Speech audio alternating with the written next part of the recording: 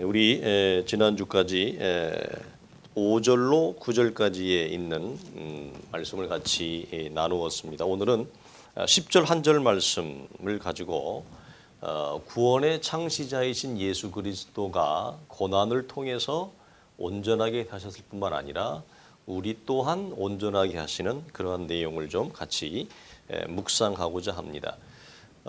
사람은 하나님이 창조하신 우리 지난주 나누었죠. 선과 악, 하나님의 은혜가 임했을 때 그 은혜로 주어져서 사는 것이 아담을 비롯해서 인생들은 그게 선인지를 몰랐어요.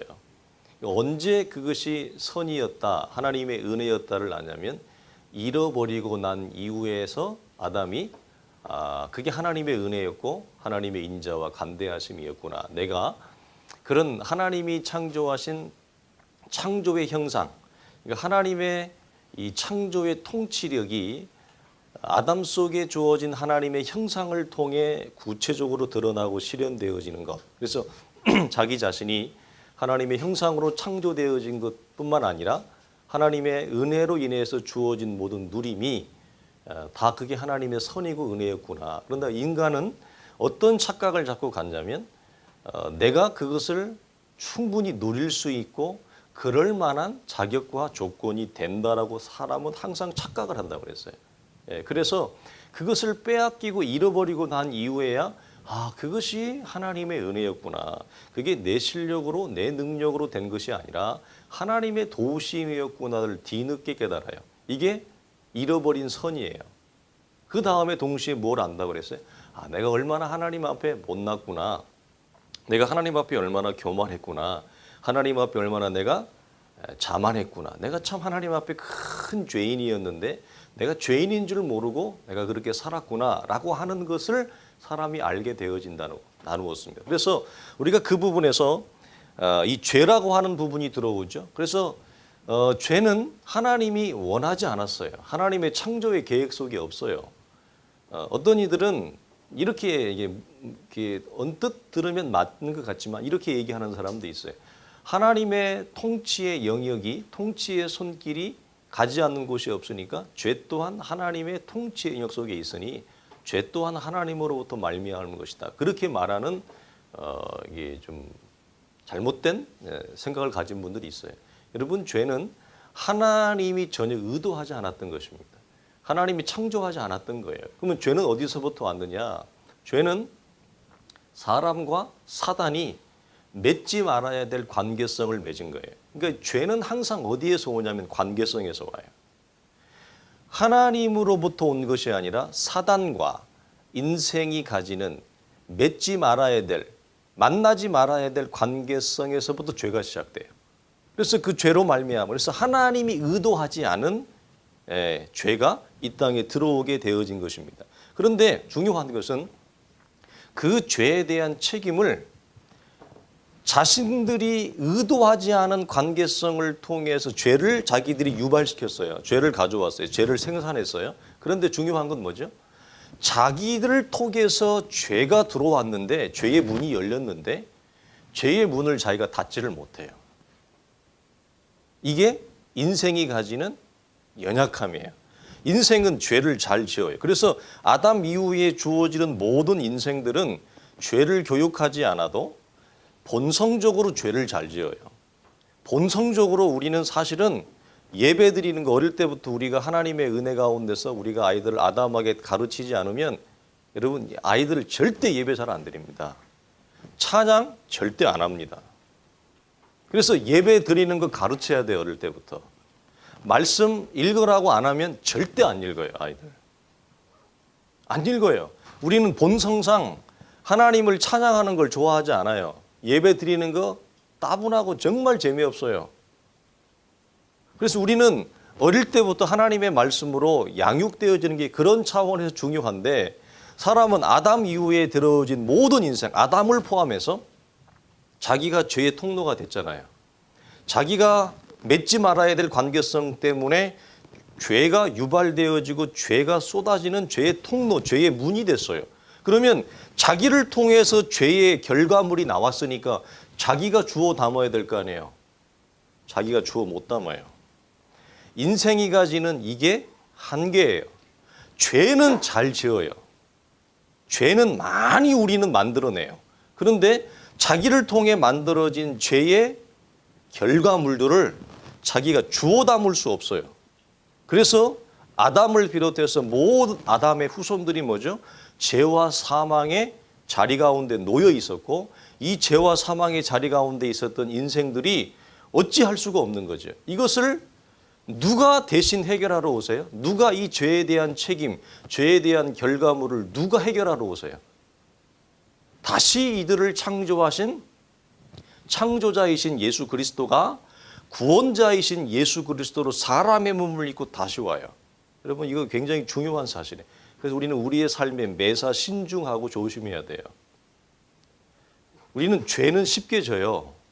근데 죄를 짓고 난 이후에 죄의 결과물을 자기는 책임을 못 져요, 인생은. 굉장히 여러분 신중해야 된다는 이런 부분에서. 그래서 죄에 대한 책임은 고스란히 아들이신 그리스도께서 다 담당하시고 맡겨진다라고 하는 사실. 성부 하나님도 이 사실을 가슴 아파하시고 이 일을 해결하기 위해서는 자신의 동일한 형상을 가진 아들이신 예수 그리스도가 십자가의 고난을 통해서 이 일을 해결해야만 한다는 것을 주님은 아셨지만 이걸 원하지는 않으셨어요. 왜? 하나밖에 없는 아들이 사람의 몸을 입고 올 뿐만 아니라 그의 생명과 피로써 이 값을 대신해야 되기 때문에. 그렇지만 하나님과 그의 아들과 성령 하나님은 오늘 본문에도 나오기만 중반절에 보면 많은 아들들을 이끌어 영광에 들어가게 하시기 위하여, 즉 무슨 말이에요? 우리들을 살려내시기 위해 죄와 사망 가운데 있는 인생들이 가는 길은 뻔해요. 우리는 흙으로 지음을 받았기 때문에 우리의 육체는 흙으로 지음을 받아서 때가 되어지면 흙으로 다 돌아가요. 참 허무하게 사라져요. 인생이 여러 가지로 우리가 참 애를 쓰고 여러 가지로 우리가 나타나지만 인생이 가지는 한계라고 하는 것은 참 연약해. 여러분 사람들을 가만히 보세요. 제 동료 목사님 이런 얘기를 해요. 예전에는 몰랐는데 교회를 이렇게 지나가면 길을 지나가다가 십자가를 보면 교회들을 보면 가슴에서 눈물이 난대요. 여러분 길을 지나가다가 교회들을 보면서 여러분 가슴에서 흘러내리는 눈물을 경험한 적이 있어요? 여러분 지나가는 사람들을 보면서 사람들이 이 모양 저 모양으로 막 움직이고 막 다니고 바쁘게 움직이고 저마다 살아가기 위해서 그 발걸음을 보면서 여러분 눈물이 난 적이 있어요? 인생들이 가지는 여러분 삶이 참 불쌍합니다. 주어진 그 짧은 생애에서 살아보기 위해서 아둥바둥하는 인생들의 그 발걸음이 우리 안에 여러분 가슴을 적시는 눈물이 돼요. 가만히 인생들을 보면 불쌍해요. 인생은 소망이 없어요. 하나님의 은혜가 아니고서는 소망이 없어요. 흙에서 왔다 흙으로 가버려요. 흙인 존재가 하나님의 은혜가 아니면 흙으로 사라져버리는 안타까운 인생. 그래서 이 모든 것이 여러분 무엇으로부터 왔어요? 죄로부터 왔는데 이 죄를 우리가 맺지 말아야 될 관계성을 통해 죄가 들어온 거예요. 그런데 이 죄를 자기가 뭐죠? 다시 주워 담을 아무런 실력이 없다는 거예요. 어제 우리 하민이하고 그런 얘기를 했는데 흘러가는 강물에 떠내려가는 자신의 인생과 시간을 사람이 무슨 재주로 그걸 다시 어떤 과학기술로 이미 내 삶의 일부분, 내 삶에 허락하신 시간이 강물에 흘러갔는데 그걸 어떤 과학기술로 인간이 동원하는 어떤 재주로 그걸 다시 여러분 이미 떠내려간 것을 무엇으로 여러분 되담을 수 있겠어요? 사람은요 되어 담을 수 있는 실력이 없고 죄를 자기가 책임질 수 있는 실력이 없어요. 그걸 고스란히 인생이 부작용으로 살다가 감당하다가 아둥바둥하다가 한 줌 흙으로 사라져버려요 인생이. 그래서 주님도 원하지 않았어요 아들의 고난을. 그러나 죄와 사망 가운데 허덕에다가 한 줌 흙으로 사라져버릴 인생들을 살려내기 위해서 많은 아들들을 이끌어 영광에 들어가게 하시기 위하여 어쩔 수 없는 십자가의 고난과 그 구속을 주님이 선택하셨어요. 그리고 그것은 우리를 살려내기 위한 반드시 필요한 구원의 과정이었습니다. 성부 하나님의 이러한 구원의 계획이, 그래서 성경은 아이러니컬하게도 합당하다, 많은 아들들을 살려내는 것이 하나님의 구원의 목적이셨기 때문에 이것을 합당하다고 이렇게 성경이 밟히고 있습니다. 그래서 한 번도 거역한 적이 없는 아들이신 그리스도를 우리에게 보내주셨고, 이 예수님은 많은 아들들을, 그를 통해서 그의 피의 생명을 통해서 구원받을 많은 아들들을 대신하고 대표해서 우리를 위하여 십자가에 죽으십니다. 그래서 로마서 5장 17절로 19절에 보면 이런 말씀이 있죠.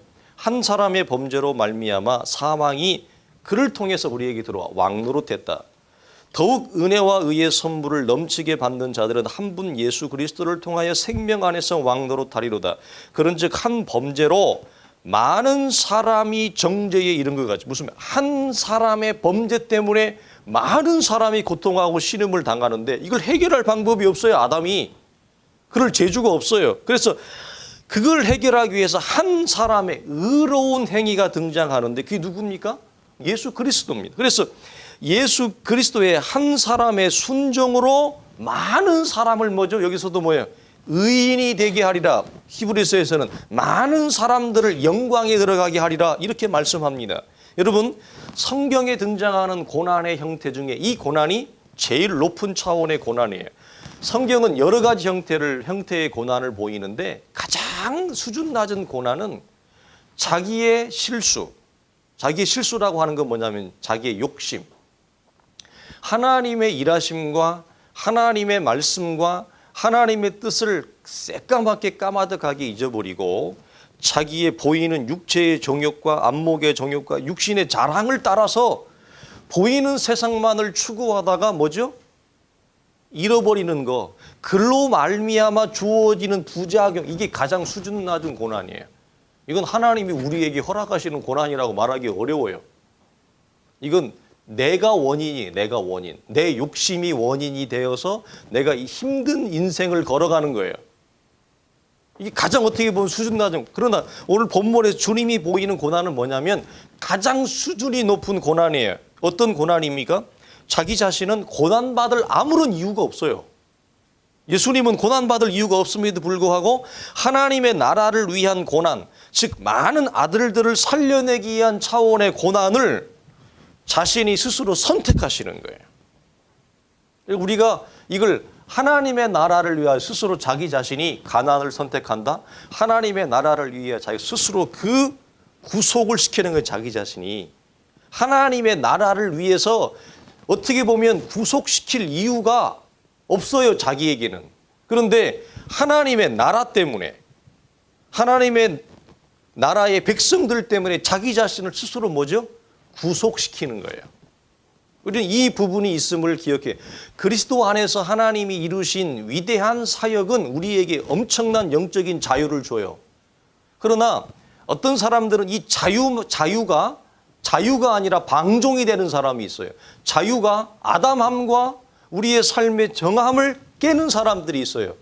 기독교의 신앙이 오해되어서. 그러나 여러분, 자유함 속에는 무엇이 또 있냐면 스스로 자기 자신을 하나님의 나라를 위하여 고자가 되게 한다. 스스로 자기 자신을 하나님의 나라를 위하여 가난을 선택한다. 무슨 말이에요? 자유하지만 하나님의 나라를 위하여 자기 자신을 스스로 구속시키는 거예요. 이 자유함 속에 이 내용이 들어있어요. 이것을 주님이 우리에게 보이시는 겁니다. 그래서 예수님이 고난을 통해서 우리에게 보이신 이 창조주 하나님이 우리에게 보이신 이 사건은 어떻게 그가 성부 하나님을 섬기는가를 보여주는 대표적인 예인데, 그것은 순종을 넘어서서 전적인 복종, 자기 자신도 동일한 만물의 창조자여 원천이면서도 성부 하나님께 완전한 겸손을 보이십니다. 그래서 순종을 넘어선 전적인 복종과 완전한 겸손을 보이신 예수 그리스도가 우리가 하나님 앞에 예수 그리스도를 통해서 구원을 받은 우리가 하나님 앞에 어떻게 신앙의 삶을 보여야 되는가를 샘플로 보여주는 거예요. 우리가 지난주에도 나누었는데 사람은 겸손해야지 겸손 절대 되어지지 않아요. 겸손한 척하는 거예요. 겸손을 포장하는 거예요. 나는 좋은 사람이다. 나는 좋은 사람이야. 성품이 부드러운 사람이 사람들이 나보고 참 좋은 사람이라고 얘기하고 법 없이도 살 사람이라고 얘기하고 나는 좋은 사람인 척하는 거지 내가 좋은 사람이 아니에요. 내가 겸손한 척하는 거지 겸손한 사람이 아니에요. 이 사건이 뭘 보여주느냐. 자신이 동일한 창조자여 동일한 만물의 원천이면서 성부 하나님에 대한 예수 그리스도의 자원하는 그의 중심의 모습은 우리가 하나님 앞에 어떤 신앙적인 모습을 어떻게 보여야 될 것인가를 성경이 보인다는 거예요. 여러분, 구원의 창시자이신 예수님이 이루신 구원을 성경은 영광이란 말로 연결해서 항상 표현을 합니다. 성경에서 우리가 구원을 말할 때 양자의 차원이 있는데 이건 소극적인 구원이에요. 단지 죄와 죽음의 권세로부터 해방되는 것, 이걸 우리가 구원이라고 얘기해요. 그러나 단지 구원을 죄와 사망으로부터 해방되어지는 차원만을 말하지 않습니다. 이 차원에만 머무르는 구원은 소극적인 구원이에요. 이 소극적인 구원에서 사실은 잘못 내려가면 그 사람의 구원은 굉장히 가난한 구원이 된다 그랬어요. 가난한 구원이 뭐라고 그랬죠? 나는 예수 믿었어. 그러니까 나는 이제는 구원을 받았어. 그러니까 끝이야. 이런 거예요. 그래서 그 사람이 가지고 있는 것은 딱 이거밖에 없어요. 나는 예수를 믿었다.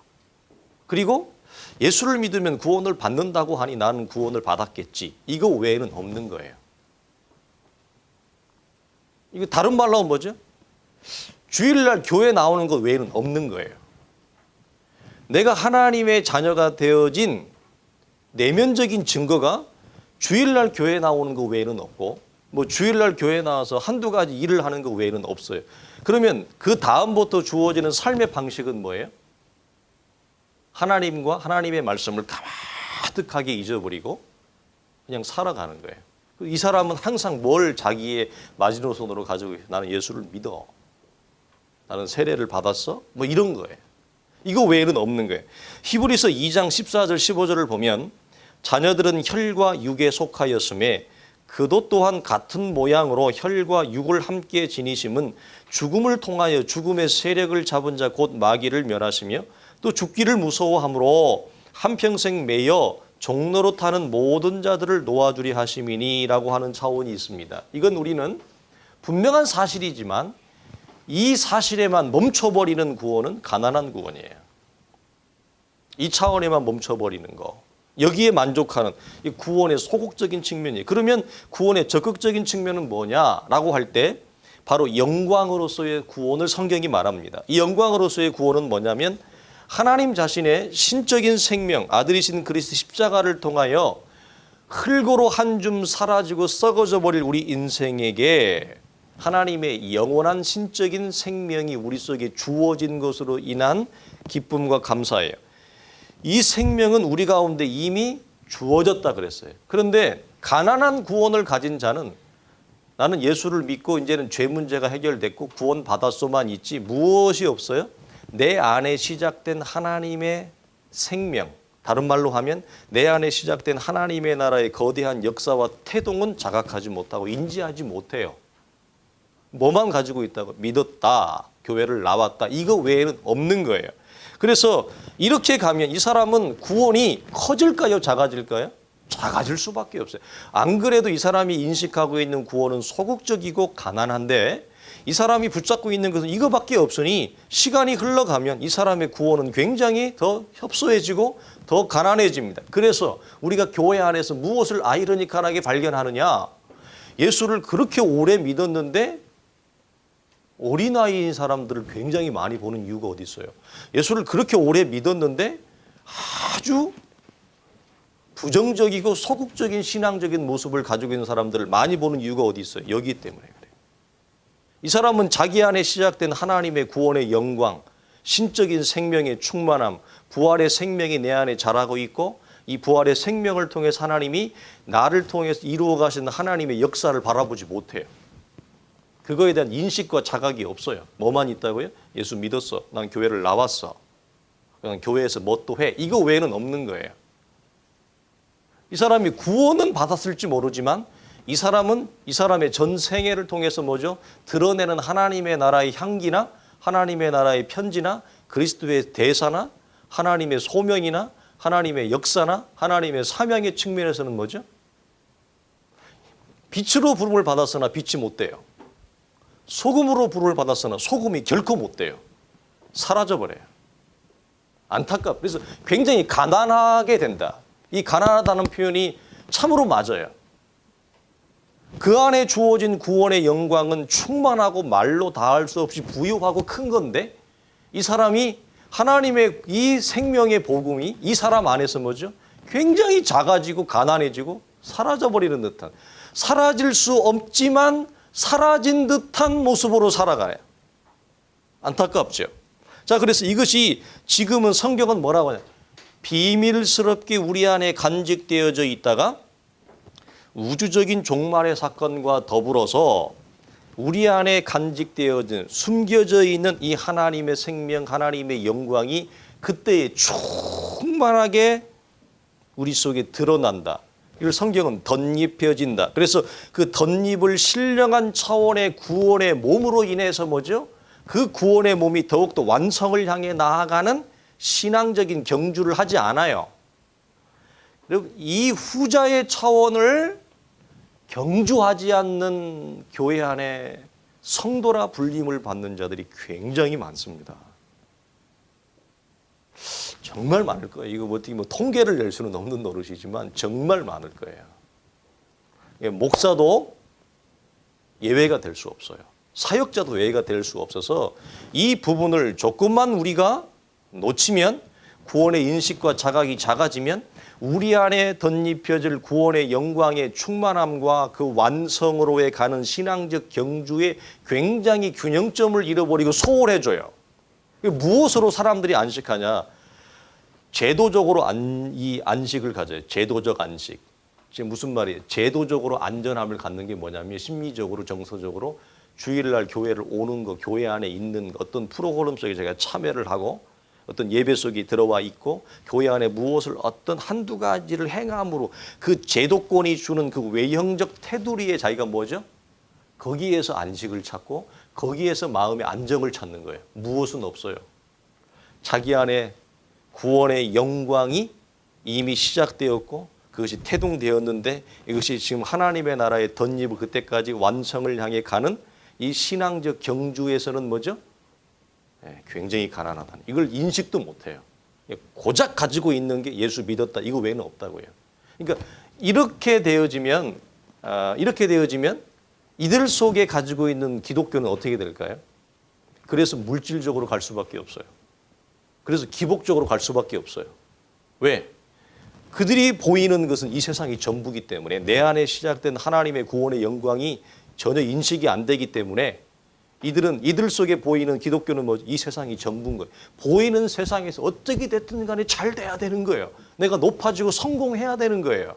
그래서 우리가 뒤에 나누겠습니다만 원래 전통적인 유대인들, 전통적인 유대교 속에 여러분 혹시 이런 거 들어보셨어요? 왜 예수님이 이 땅에 오셨을 때 제자들도 원하지 않았고 주님의 가르침 속에서 고난당하는 그리스도, 고난당하는 메시아에 대해서 유대 사회가 그걸 환영하지 않았습니다. 우리가 알듯이 고난당하는 메시아 환영하지 않았어요. 제자들도 예수 그리스도의 십자가 진다고 해서 사람들이 다 말렸어요. 여러분 그 정서의 밑바닥에 뭐가 깔려있는지 아세요? 유대 전통사에는 원래 구약은 앞으로 오실 메시아가 뭐라고 얘기해요? 전부 다 고난당하는 메시아를 예언해요. 고난당하는 메시아를 예언해요. 그런데 전통적인 유대 사회는 뭐죠? 왜 예수 그리스도가 고난을 당하느냐? 예수 그리스도는 승리와 정복의 상징이요 존재로 와야 된다는 거예요. 그래서 그들은 이스라엘이 또 하나님의 선택을 받은 우리 민족이 전 세계를 정복하고 전 세계에서 호령하고 승리하는 민족이 되기를 원했어요. 여러분 이 정서는 우리 현대 기독교에도 고스란히 있어요.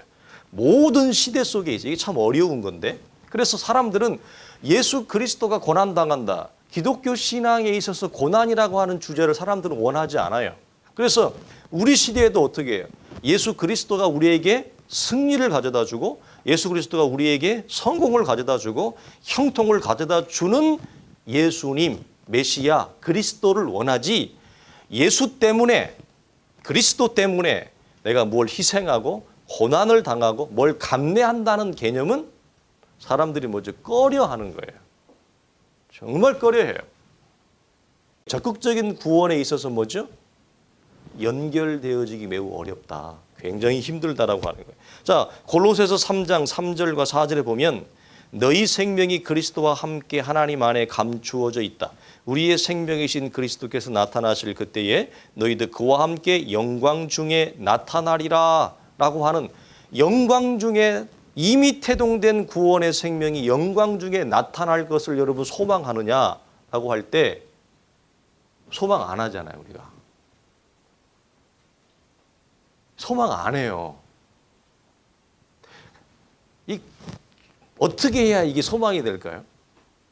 고린도후서 5장 4절에 보면 오히려 벗고자 함이 아니고 덧입고자 함이니 우리가 입은 몸은 죽을 것이에요.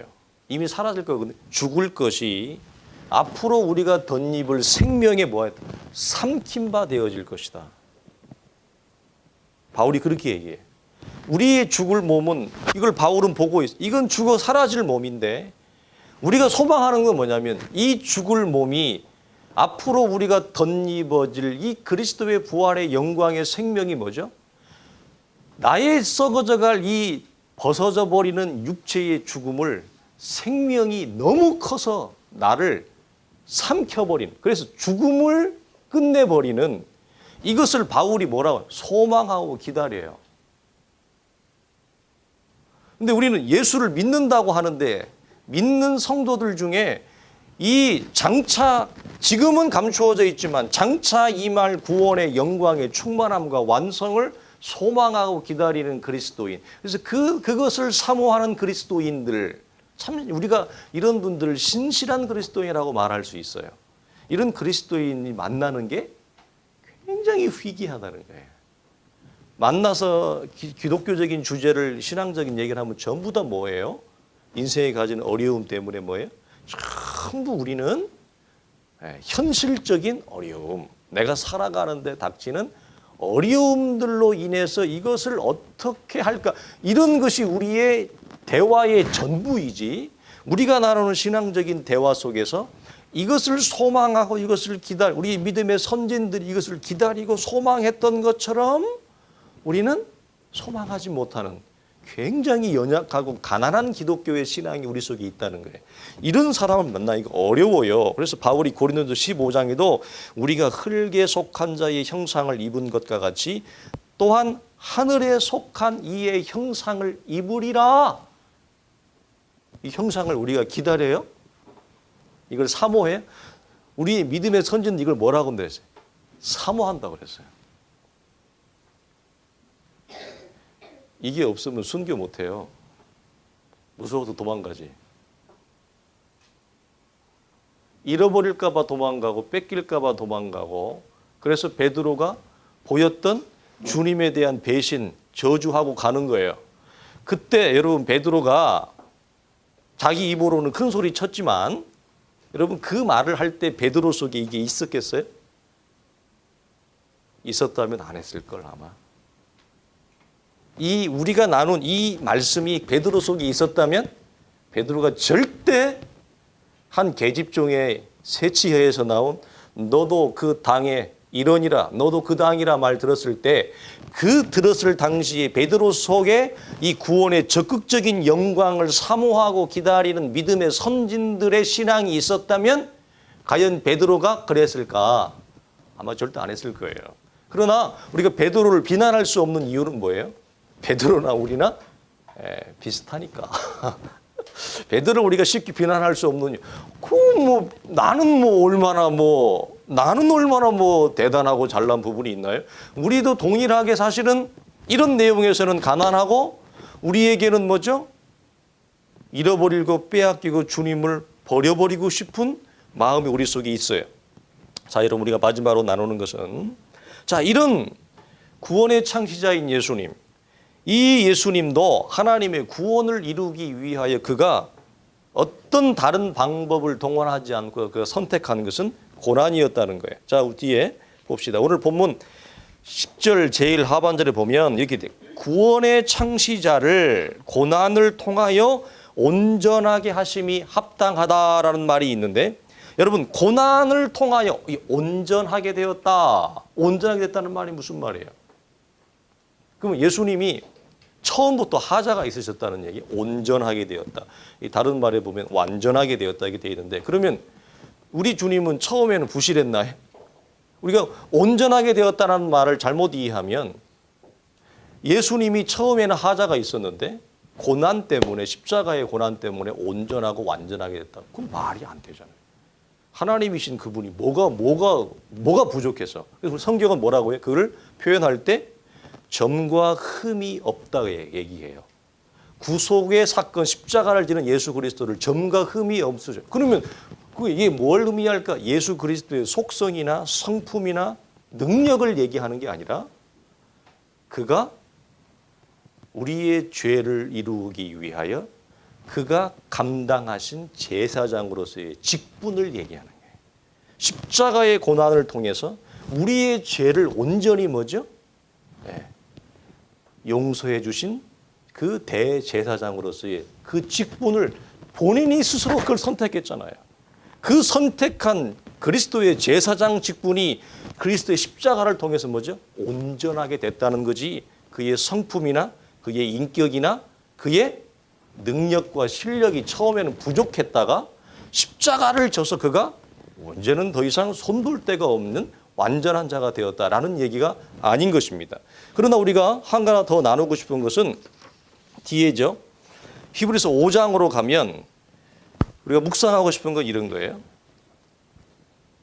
아들이면서도 고난을 통해 순종을 배웠다라는 말씀이 나와요. 히브리서 5장 8절로 9절 말씀 보면 이런 말씀이 있죠. 그가 아들이시면서도 받으신 고난으로 순종함을 배워서 온전하게 되셨은즉 자기에게 순종하는 모든 자에게 영원한 구원의 근원이 되셨다라는 말씀이 있어요. 여러분, 이 말은 성도로 우리가 이 땅을 살아갈 때 우리가 고난에 대하여 어떤 태도를 가져야 될 건가라고 하는 걸 우리가 생각하게 하는데, 이 말씀은 주님은 처음부터 온전하셨어요. 처음부터 완전하셨어요. 그가 처음부터 흠과 점이 있었다면 우리의 구원자가 될 수 없죠. 그런데 그러할지라도 그가 우리에게 보이신 것은 뭐냐면 예수 그리스도의 십자가의 고난을 통해서 뭐죠? 그가 순종이 무엇인지를 배워갖고 그걸 우리에게 보인다라는 거예요. 자, 그렇다면 아까 우리는 순종이 안 돼요. 우리가 자녀들을 키울 때 조심해야 될 것 중에 양면성이 하나 있는데 뭐냐면, 어떤 부모들은 지나치게 설명을 많이 해요.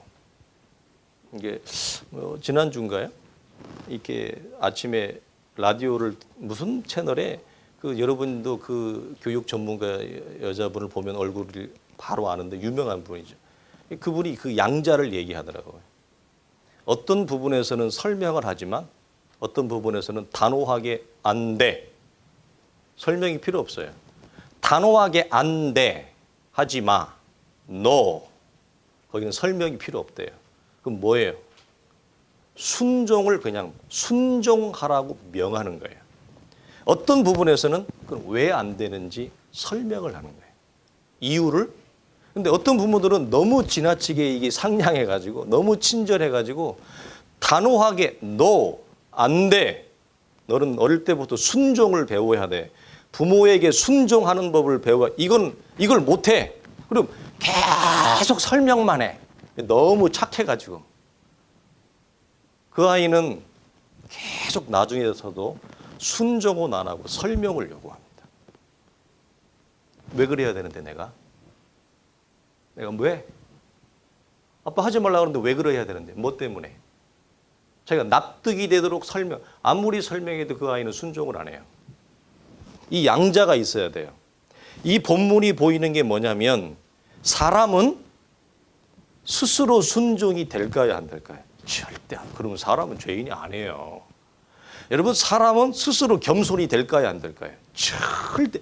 우리는 겸손한 척하는 거지 겸손한 존재가 아니고 순종하는 척하는 거지 순종적인 존재가 아니고 우리는 좋은 척하는 거지 좋은 인생이 아니에요. 이 여러분 구분을 잘 나눠야 돼요. 그래서 우리는 그리스도 안에서 복음의 빛이 말씀의 빛이 비추어서 우리가 그리스도 안에서 새롭게 될 때만 그 존재의 가능성을 보는 거예요. 그래서 이것이 우리에게 주는 게 뭐냐. 우리가 순종이 안 되는데 순종이 되는 척이라도 하는 것은 무엇을 통해서? 예수 그리스도 고난을 통해서 배웠다고요. 그렇다면 우리 같은 죄 많은 인생 죄인은 오죽하겠느냐. 우리는 어떡하겠느냐는 거예요. 인생이 여러분 어려움도 없고 자기가 원하는 대로 인생이 쫙쫙 열리고 승승장구하고 일이 잘 풀리면 여러분 그런 사람들 중에 여러분 보신 적 있어요? 이렇게 순종적인 사람. 그런 사람 중에 굉장히 여러분 겸손한 사람 본 적 있어요? 못 봤는데요. 뭔 봤냐면 그래도 그렇게 인생이 잘 풀리고 세상에서 높은 자리에 있어도 겸손하려고 애쓰는 사람은 봤어요. 순종하려고 애쓰는 사람은 봤어요. 근데 그렇게 try라도 하는 그렇게 선을 넘어가려고도 하는 사람들의 공통적 특징이 뭔지 아세요? 겉으로 보기에는 높은 자리, 겉으로 보기에는 인생이 잘 된 것 같이 있지만 그들 속에 공통적으로 무엇의 강을 다 넘었어요? 고난의 강을 다 넘은 사람들이에요. 그러니까 고난의 강이 없이 인생이 잘 풀린 사람은요. 나는 그런 사람 중에 교만한 사람밖에 못 봤어요. 자기 위에 사람이 없어요. 전부 자기 밑에 사람이 있어요. 우리가 여기서 이걸 배워요. 주님도 하물며 주님도 고난을 통해 순종을 배운다는 이 말씀, 우리가 건질 수 있는 적용이 뭐냐. 우리 같은 그러면 죄인이 고난이 없이 어려움이 없이 우리가 과연 그러면 순종적인 인생이 되겠느냐. 우리가 겸손한 인생이 나는 불가능하다고 봐요. 불가능합니다. 인생은. 어떤 환경과 조건이 우리 속에 이렇게 준비가 되어지면 내가 이렇게 좀 어깨가 쫙 피고 가슴이 펴질 만한 조건이 되면 다시 뭐예요? 금방 무엇이 금방 우리에게 순종이 사라지고 불순종이 오고 겸손이 사라지고 교만이 그 조건에 맞추어서 뭐죠? 빛을 쫙 조립돼 가지고 드러나는 거예요. 그래요. 모든 인생은 사람이 그래요. 그래서 그나마 우리 속에 하나님이 아들에게도 허락하신 고난이 누구에게도 있어서 우리에게도 있어서 그나마 다행이다. 그래도 고난이 있어서 뭐라도 하니까 어떤 척이라도 하니까 순종이 안 되지만 순종하려고 애쓰고 겸손이 안 되지만 겸손한 척 애쓰고 바나바에게 저는 좋은 사람이라 그랬는데 우린 좋은 사람이 아닌데 좋은 사람인 척이라도 하는 거예요. 그런데 고난의 강도 없고 어려움도 없이 자기가 원하는 대로 손대는 것마다 다 잘된 사람들 중에는 그런 사람들이 교회 안에 있으면 어떻게 해요? 척도 안 하더라는 거죠. 바로 그냥 액면가대로 나오는 거예요. 자기의 잘난 액면가대로 그대로.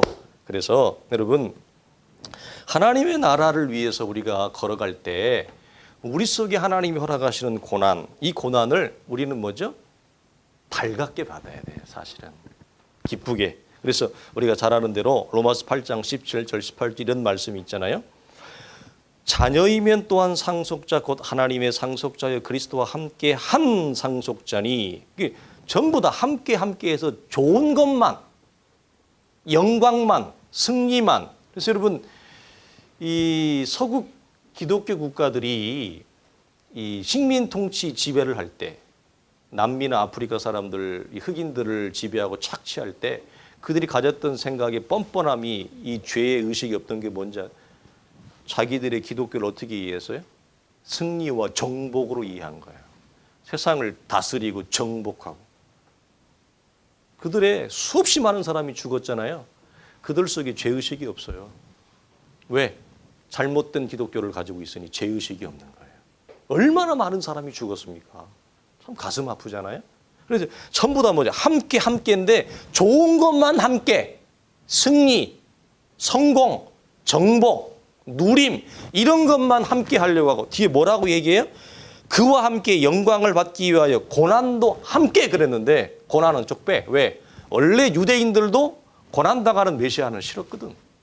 우리가 그렇게 오랫동안 메시아를 기다렸는데 메시아가 와서 뭘 얘기해요? 승리와 정복과 성공과 형통을 얘기해야 되는데 뭔 십자가 진다고 고난당하고 그러니까 베드로도 뭐라고 그랬어요? 주여 그리하지 마옵소서. 그리하지 마옵소서. 가룟 유다가 왜 예수님 팔고 베드로고 다 그러죠. 사람들 다 그러죠. 가룟 유다도 예수님 통해서 기대했던 게 뭐예요? 승리와 성공이었고 정복이었거든요. 로마를 무너뜨리고 이스라엘이 로마 위에 올라가는 거예요. 그런데 주님이 가만히 보니까 십자가를 지러 가시는 거예요. 그럴 것 같으면 내가 왜 저 사람을 왜 따라가? 미리 팔자. 이게 된 거예요. 미리 팔자. 미리 배신하는 거죠. 여러분 함께 영광, 함께 고난. 자, 빌립보서 1장 27절 이하에 너희에게 은혜를 주신 것은 다만 그를 믿을 뿐 아니라 또한 그를 위하여 고난도 받게 하려 하심이라. 너희에게도 그와 같은 무엇이 있다? 싸움이 있으니. 너희에게도 그와 같은 싸움이 있다 그래요, 성경은. 근데 우리는 이 싸움은 쏙 빼려고 한다고요. 다른 것만 취하려고 하죠. 그래서 이 성도들이 은혜 받기를 좋아하고 은혜 많이 받는 거 좋다는 거죠. 근데 은혜 그 많이 받아서 뭐 할 거예요? 뭐 하려고, 무엇을 위해서 은혜를 많이 받으려고 해요? 좋은 설교자, 좋은 목회자를 원한대요. 좋은 설교자, 좋은 목회자 왜 원해요? 무엇 때문에 원해요? 그러니까 전부 다 플러스 되는 것만 원해요. 마이너스 되는 것은 하나님의 나라를 위한 희생이나 헌신이나 고난이나 자기 자신을 하나님의 나라에 스스로 구속시키는 가난함은 그 싸움은 뭐 한다는 거예요? 안 한다는 거예요. 그 전부 다 뭐만 가지고 나는 예수 믿었다니까. 믿은 거 하나만 맨날 얘기하고 그 이에 너희에게도 그와 같은 싸움이 있다 그러는데 은혜를 주신 것은 그건 싹 빠져요. 그래서 바울이 뭐라고 하느냐 마지막에 너희가 내 안에서 본다. 그리고 이제도 내 안에서 듣는다. 근데 이건 뭐 이 싸움은 뭐죠? 보기 싫은 거죠. 이 싸움에 관련된 말씀은 뭐예요? 듣기 싫은 거죠. 유대인들이 고난당하는 메시아를 거역했고 거부했듯이. 이게 여러분 어쩌면 우리 시대에 우리의 신앙이 잘못하면 이렇게 가요. 얼마든지 갈 수 있어요. 우리가 조금만 우리가 규정점을 잃어버리고 복음에 대한 오해를 가지고 있으면 뭐죠? 이 점을 잃어버리고 그래서 내가 예수를 믿고 하나님의 은혜를 지금까지 걸어왔는데 하나님이 내게 허락하신 게 뭘까? 하나님이 내게 준 게 뭘까? 하나님 도대체 내게 준 게 뭡니까? 이게 우리 자녀들이 여러분 해봤어요? 안 해봤어요? 자라면서. 해봤죠? 나도 해봤는데 네. 나는 인생이 원래 못 돼가지고 자라면서 하도 힘들게 자라가지고 언제쯤인가 도대체 아버지 어머니가 그때는 이제 아버지는 이미 돌아가시고 안 계시니까 어머니만 살아 계시니까 도대체 아버지 어머니가 나한테 해준 게 뭐예요? 내가 이렇게 힘들게 세상을 살아가게 하려고 나를 태어나게 했어요? 이 말을 했어요. 여러분 했어요? 안 했어요? 안 했어요? 참 좋은 사람이십니다. 나는 나쁜 인생이어가지고 너무너무 힘들어서 도대체 나를 왜 만들었냐? 왜 태어나게? 난 그때 기독교 신앙도 없었고 교회도 안 다녔을 때니까 고등학교 때 내가 도대체 나를 위해 해준 게 뭐예요? 너무 힘들어서 내가 그 얘기를 했어요. 근데 여러분 우리가 하나님 앞에 기독교의 신앙을 오해하면 지난주에 베드로가 우리가 주를 위하여 그물도 버리고 가족도 버리고 전투도 버리고 다 버리고 주를 따랐는데 주님 그 대가가 뭡니까? 우리가 이걸 우리도 그렇게 말해요. 주님 내가 주를 위해서 지금까지 내가 신앙을 버리지 않고 바울처럼 내가 믿음을 지켰다고 했는데 하나님 내게 허락하신 게 뭐예요? 보니까 없어. 없는 거야. 실제로 많은 성도들이 여러분 보면 없습니다. 그때 우리에 나오는 항변이 뭐예요? 주여 내가 겨우 이것 때문에 이것을 받으려고 내가 주를 따랐습니까? 이 말이 우리 속에 나오고 싶은 거예요. 실제로 출애굽기에 보면 이스라엘은 뭐죠? 다시 바로 밑으로 들어가자. 다시 애굽으로 들어가자. 누가 우리를 구원해 달라고 그랬느냐. 다시 돌아가자. 이렇게 얘기하는 거예요. 우리가 이 어려움을 우리가 겪을 수 있어요. 항상 우리가 조심하고 경계하시고 우리는 기독교의 신앙은 뭐죠? 거래가 아니에요. 성부 하나님과 성자 예수님이 거래를 내서 그가 십자가를 선택한 게 아니라 순종을 넘어서 전적인 복종을 보이셨다 그랬어요. 그게 우리에게 뭘 보인다고요? 우리의 삶이 힘들고 어려울 때 우리가 그렇게 말할 거예요. 거래적인 기독교로. 그러나 그가 보이신 게 뭐예요? 순종과 전적인 복종과 전적인 완전한 겸손이 우리 속에 우리가 따라가야 돼요. 그렇다 할지라도 이 신앙을 놓지 않을 수 있기를 주의 이름으로 축원합니다. 기도하겠습니다. 하나님 감사합니다. 사랑하는 주의 교회 믿음의 지체들을 축복하시고 신앙들을 붙잡아 주시고 믿음들을 붙잡아 주시고 하나님 왼쪽으로 넘어지려고 할 때 주께서 사랑하는 주의 백성들의 왼손 왼발을 붙잡아 주시고 오른쪽으로 넘어지려고 하면 오른손과 오른발을 붙잡아 주시고 주여 뒤로 넘어지려고 하면 뒤에서 우리를 품어 주시어서 하나님 믿음으로 이 땅을 걸어가는 동안 좌로나 우로나 넘어지지 않는 자 되게 하시고 하나님이 허락하신 은혜의 풍성함을 따라 구원의 영광과 구원의 완성을 사모하고 하나님 순전하게 바라보며 기다리는 구원의 충만함으로 걸어가는 아름다운 믿음의 지체들 되어질 수 있도록 우리 하나님 축복하여 주옵소서. 우리 주 예수 그리스도의 이름으로 간절히 기도하옵나이다. 아멘. 이제는 우리 주 예수 그리스도의 은혜와 우리 하나님의 크신 사랑과 성령의 감화감동 역사하심이 어려움과 환난과 고난이 있다 할지라도 주 앞에 주여 내게 허락하신 것이 겨우 이것입니까? 라고 항변하기보다는 하나님께서 보이신 그 믿음과 신앙의 길을 따라 온전한 순종과 완전한 복종함으로 하나님의 나라를 위하여 걸어가기를 원하는 사랑하는 온 성도들의 굳은 의지와 믿음 위에 복된 신앙적 걸음 위에 이제로부터 영원토록 항상 함께 있을지어다. 아멘.